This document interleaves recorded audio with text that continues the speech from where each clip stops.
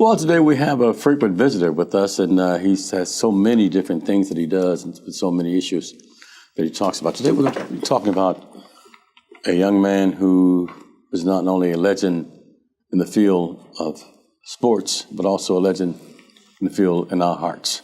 Talk about Dick Gregory today with his brother Ron Gregory today on the Bernie Hayes Show.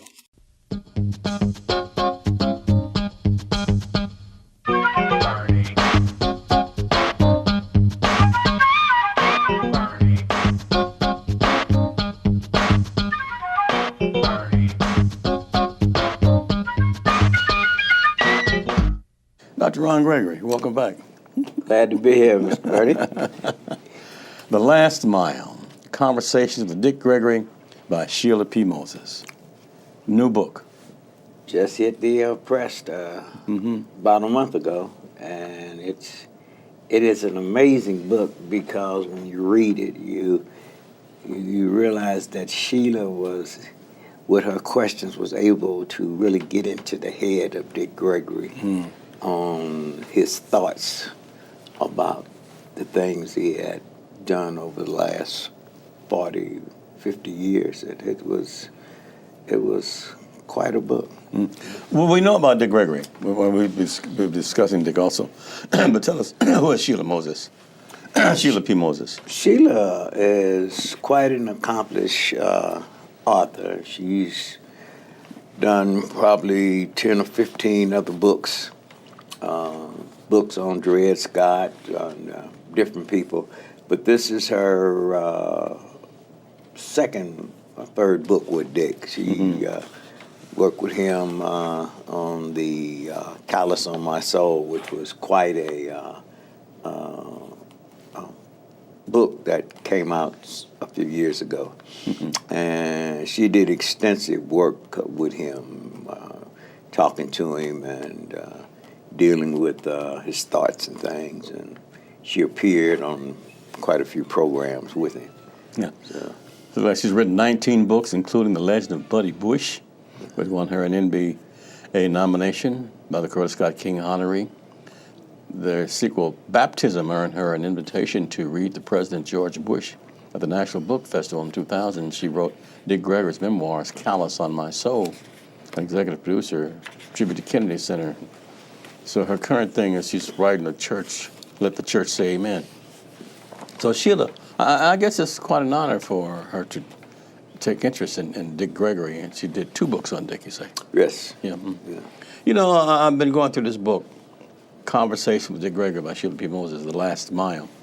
Good picture of Dick on the cover. That's him at Southern Illinois University, I assume, right? It's a track star. Yeah, you know, it's a lot of people that never realize.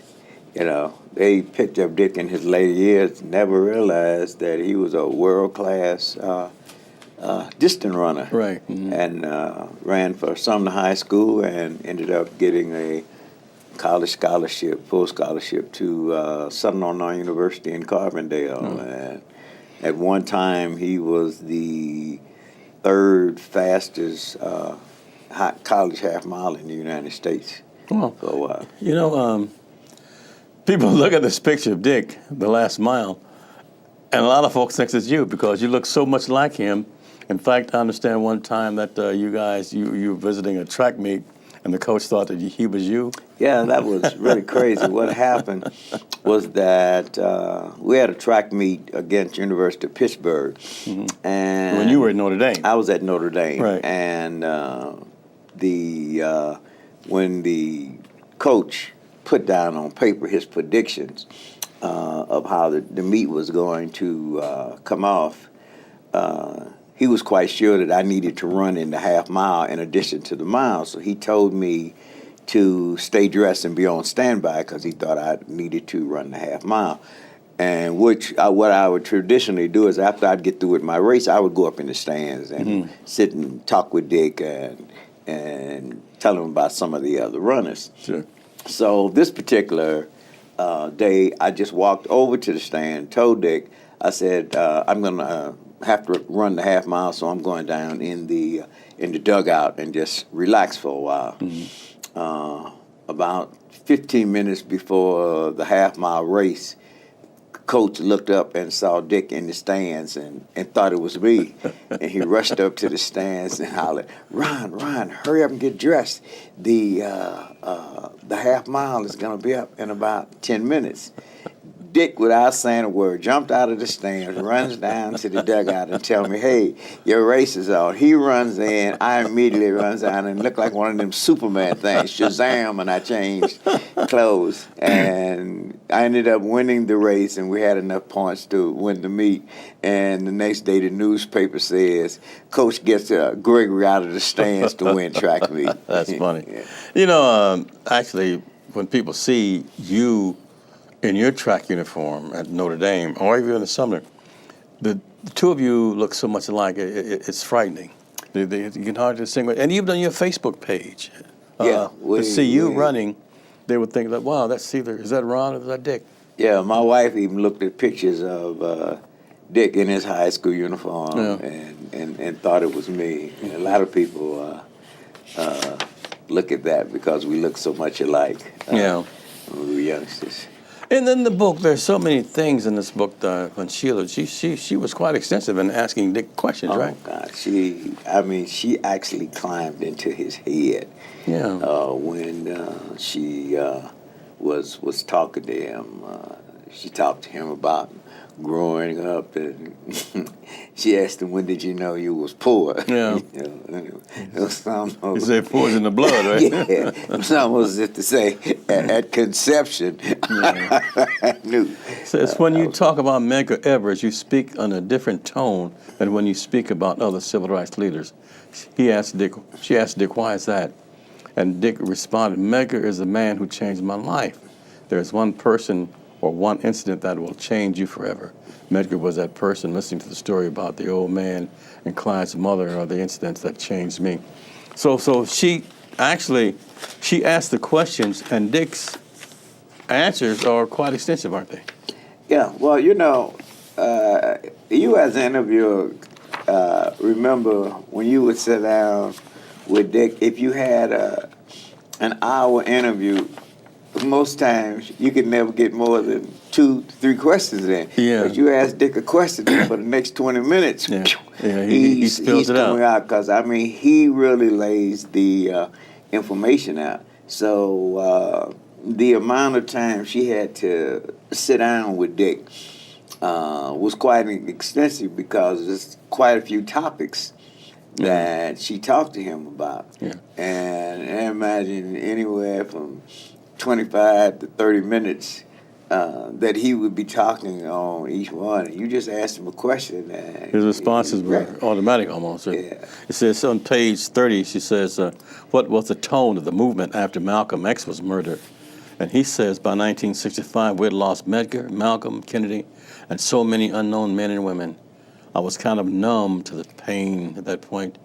I said, during the same time period, they murdered Jimmy Lee Jackson in Alabama. So the book is unbelievable. On the next page, page 31, it says, people don't realize that you were shot in the leg after Malcolm X was killed. Why don't you talk about this incident? And he goes on to talk about why. He doesn't. He said people don't know that I was shot in '66 at the same people. James Orange and Jimmy Lee Jackson started the movement that led to the Voting Rights Act being passed into law. Dick was quite a civil rights. He was passionate about civil rights. He was passionate about rights. Ron, you grew up with Dick Gregory.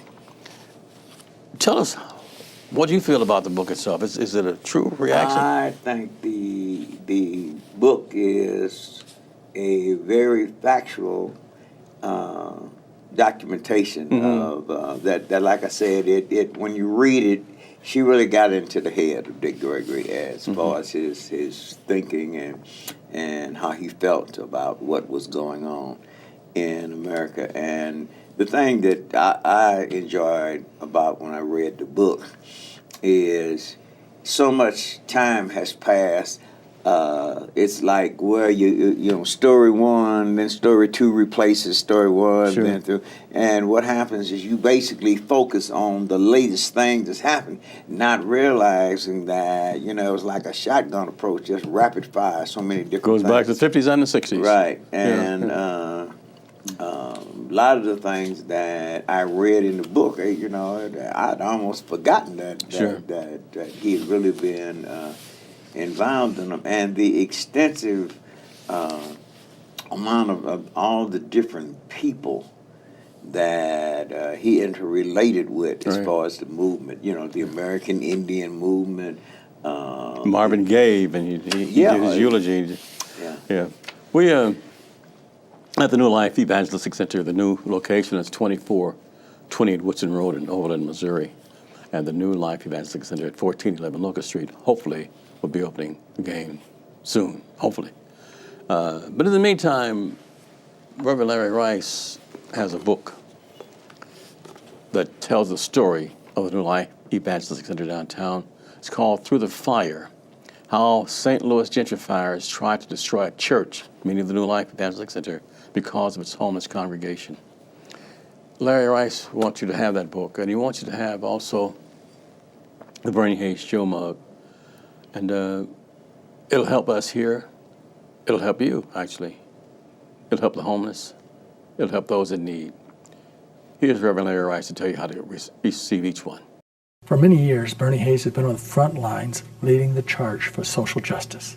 It's been a great privilege of mine to get to know Bernie personally, and I want us, in celebration of all that Bernie has done, to share with you one of these very special Bernie Hayes mugs and a copy of a book, Through the Fires, which tells you about the battle for social justice at 1411 Locust, where gentrifiers came into the neighborhood and literally shut down the church at the New Life Evangelistic Center at 1411 Locust Street because they didn't want those kind of people in the neighborhood. Direct bigotry. Now, if you'll request this mug and share a gift of $25 or more, we'll send you this book, 328 pages that go into great detail on all the manipulating behind the scenes and on the scenes that took place in order for the city of St. Louis to consider it a nuisance because there were hurting and homeless people in the neighborhood.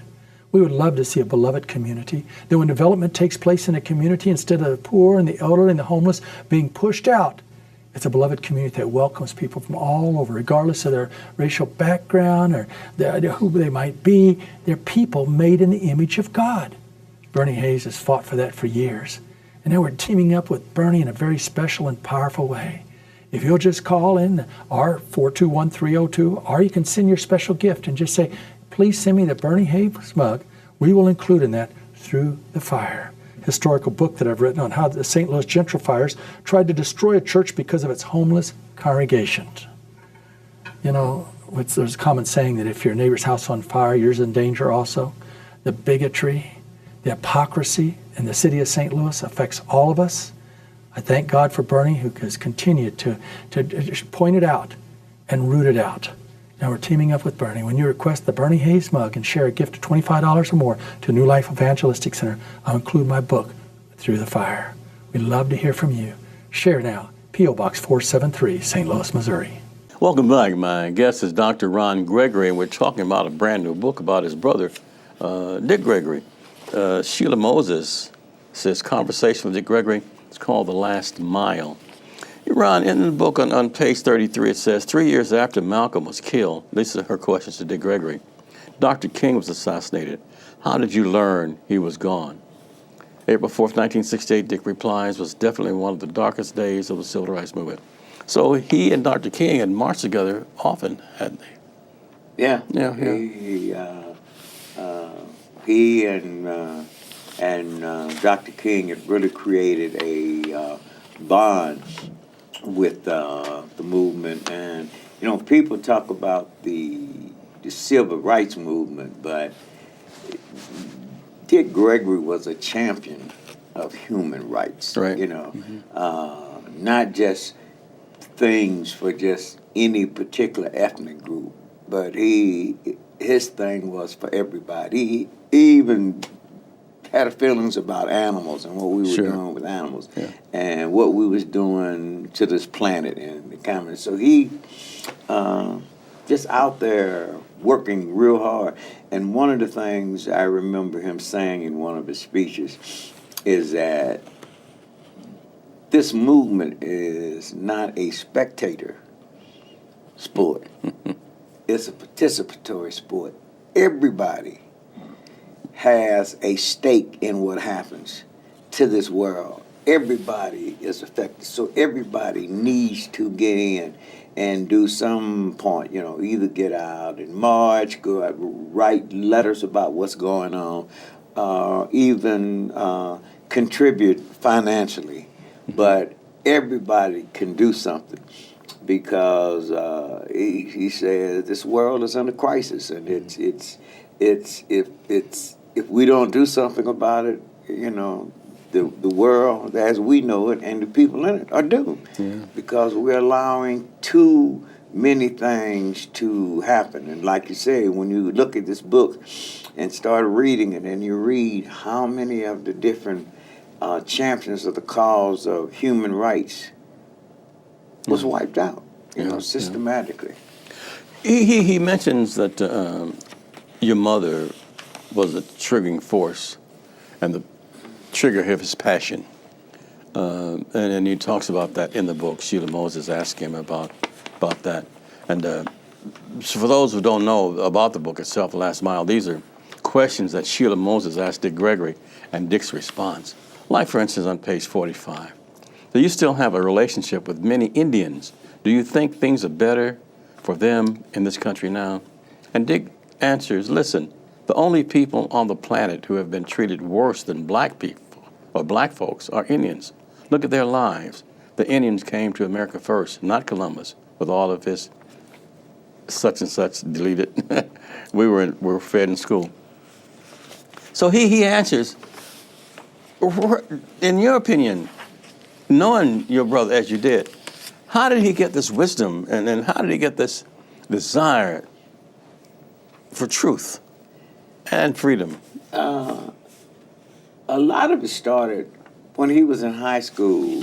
He was a real good runner in high school.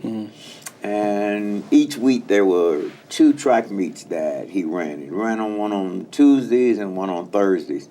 And what athletes do, the day after you perform, you pick up the newspaper the next day to see what they said about you. And one of the things that he noticed is that he would pick up the newspaper and there was nothing in there about him.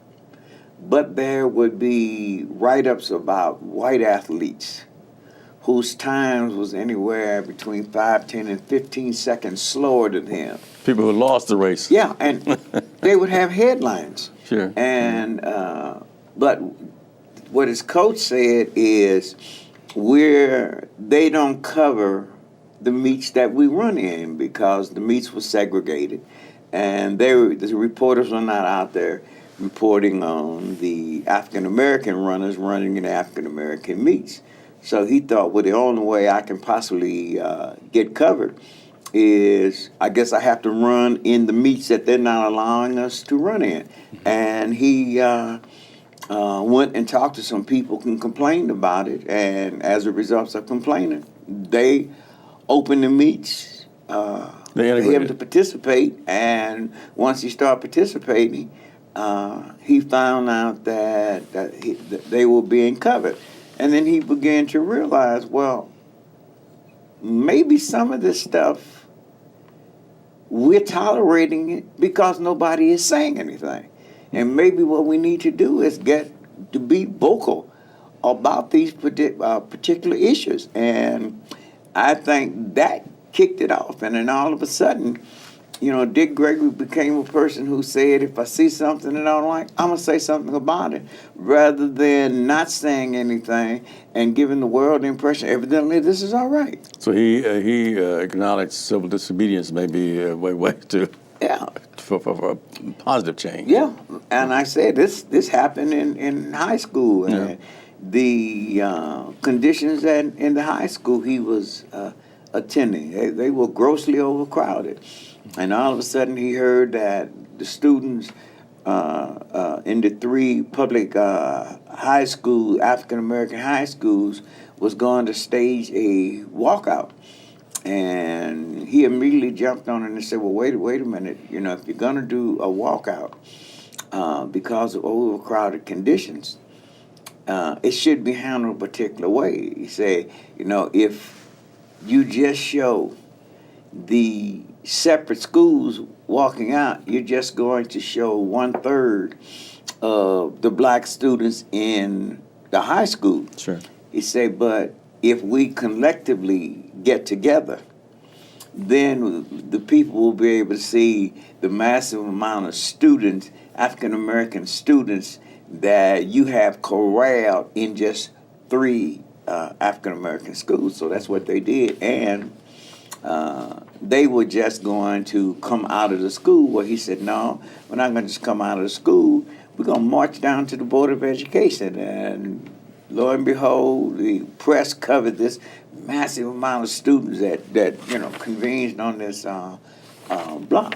Mm-hmm. But that was the thing, and it was those type of strategies he was able to come off the top of his head. That's great. This book is so extensive that everyone should read the answers that Dick Gregory gave to Sheila P. Moses and the book, The Last Mile. We're the New Life Evangelistic Center. Our new address is 2428 Woodson Road in Overland, Missouri, 63114 in case you want to visit us. Put us in your GPS because we're here, we're online, and we need your help and support because the same services that were provided downtown are now provided here at the New Life Evangelistic Center. People still come here for help. People still come here for food and clothing. And we need your help and support to provide those services. Make an investment in the New Life Evangelistic Center. It is an investment through Post Office Box 473, St. Louis, Missouri, 63166. You can do it online. So easy. At www.New Life Evangelistic Center. That's one word. New Life Evangelistic Center.org. American Express, Visa, American Express, and Discover Card. It's less than 2 minutes to make an investment in New Life Evangelistic Center to provide new life for so many people. Back with Dr. Ron Gregory after this. Now you can take NLEC TV anywhere as you put the NLEC TV app on your iPhone or mobile device. NLEC TV is an innovative TV station that's on the cutting edge of community service. When you tune in to NLEC TV, you'll discover a television station that has been operated by previously homeless individuals who have received broadcast training through New Life Evangelistic Center's unique on-the-job training program. On NLEC TV, you'll discover wholesome family, community, renewable energy, and inspirational programming. Those needing energy assistance, food, clothing, or freedom from the cycle of homelessness will find that plus much more on NLEC TV. Now, you can receive NLEC TV by going to 24.2 on your television set or putting the NLEC TV app on your iPhone or mobile device. For further information, call 314-436-2424 or go to nlecstl.org. That's nlecstl.org. We'll return to our guests after this word from our Black History Moment. Benjamin Banneker, author, scientist, mathematician, farmer, astronomer, publisher, and urban planner, who was descended from enslaved Africans, an endured servant, and free men and women of color. Young Benjamin grew up in Baltimore County, one of 200 free blacks among the population of 4,000 slaves and 13,000 whites. At the age of 22, having seen only 2 timepieces in his lifetime, a sundial and a pocket watch, Banneker constructed a striking clock almost entirely out of wood. Based on his own drawings and calculations, the clock continued to run until it was destroyed by fire 40 years later. He died in 1806. On the day of his burial, the house and its contents, including his clock, caught fire and burned to the ground. Benjamin Banneker. How important are St. Louis Metro passes to the needy? To provide stability and permanent change to the homeless, they need jobs. But how do they get transportation to look for work when they have no money? And when they find a job, how will they get there? Become a part of NLEC's Metro Pass program and help bring enduring change to a life. I have doctor's appointments that I have to attend, going to seek jobs and putting in applications. I really would like you to understand the importance and the need for this ministry and anything that you can do to keep this ministry going. Please know that it is an extension of God's love. Hello, I'm Larry Rice, and I'm inviting you to join me daily on the New Life Facebook page. Something new, something exciting every day. So go to facebook.com/NewLifeSTL and discover what's happening on a daily basis as New Life Evangelistic Center begins to share with you a wide variety of subjects. I look forward to visiting you on the Facebook page. Remember, there's so much just waiting for you at that particular page. Welcome back. I'm Bernie Hayes, and my guest is Dr. Ron Gregory. We're talking about a brand new book by Sheila P. Moses, a conversation with Dick Gregory. It's called The Last Mile. And Dick answers questions to Sheila P. Moses, an award-winning author and speaker. Dick here was asked the question, how did you feel about the Vietnam War? And he says, his answer is, first, people have to think about and admit the real reason Dr. King was assassinated, that he had been targeted since 1955 when he started supporting the boycott in Montgomery. There were thousands of times he could have been killed. Dick always has been outspoken. Was he outspoken as a kid, like he is in later years?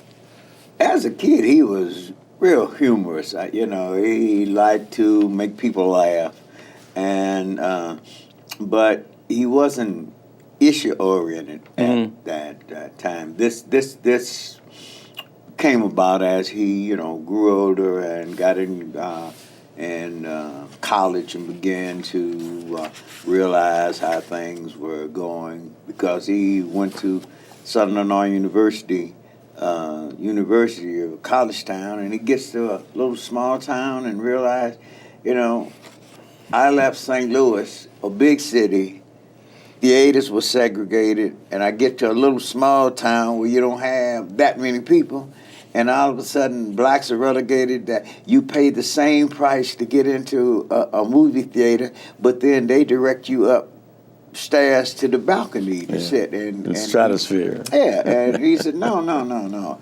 And he started protesting and doing things in Carbondale. And, as a result, it was amazing how quick things changed, because people didn't tolerate it. I mean, some of the things were put in place in the 20s and 30s and the 40s, and they just tolerated it, and there was no resistance. And all of a sudden, he realized that if he resisted just a little bit, people backed up and said, well, yeah, I guess it's okay. We don't even realize that they were sending you all upstairs to the balcony.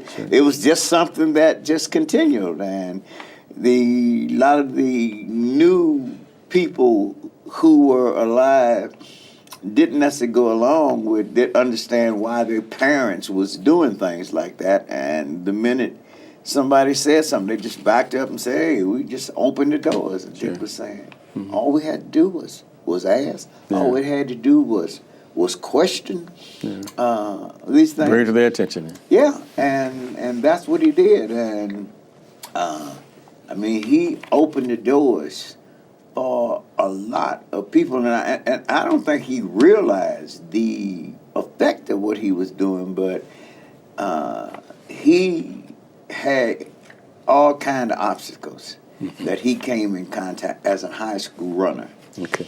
About a minute left. Since people don't give Mamie Till Mobley the credit she deserves, but you have said the same thing about Paul Robeson. So it's not sexism, it's racism.